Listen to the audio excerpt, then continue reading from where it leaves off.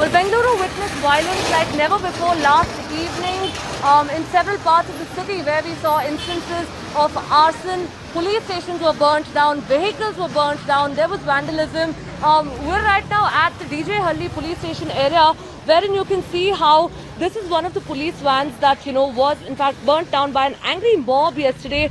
Let's give you a little context to this. This happened after a post by Congress MLA's aide, Akhanda Srinivas Murthy's aide, actually went viral. It was a very controversial post, with, of course, what we understand is that, this was a post about Prophet Muhammad, which has actually now raked up a storm. We saw nearly how 2,000 to 3,000, personnel over here, a mob vandalized different parts of the city. Police vehicles were burnt down. The police station itself, an attempt was made to burn it down. And the mob, of course, did go a little bit out of control here. We're also showing you how civilian vehicles were not spared either. And it wasn't just the police vehicles, but this entire area, of course, was just doused with water a little while earlier, water and the other, sprayers as well. And we now understand that, it's not just this area, but in fact, even the KG Halli area, which is just, of course, a little further down this road as well on the other side, that was also, witness to vandalism incidents.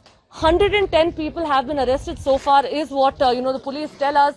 And we now also understand that the person who actually uploaded the social media post, a man by the name Naveen, he also has been taken into police custody.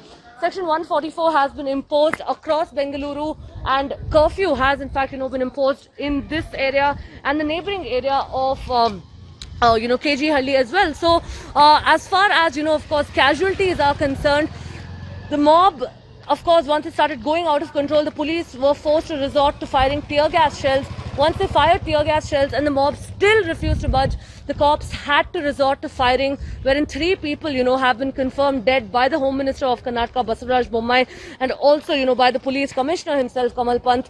Also, this is the very police station that was, in fact, vandalized. We understand that, of course, we did mention earlier, all the vehicles that were on this approach road also were not spared. Incidents of arson, of course.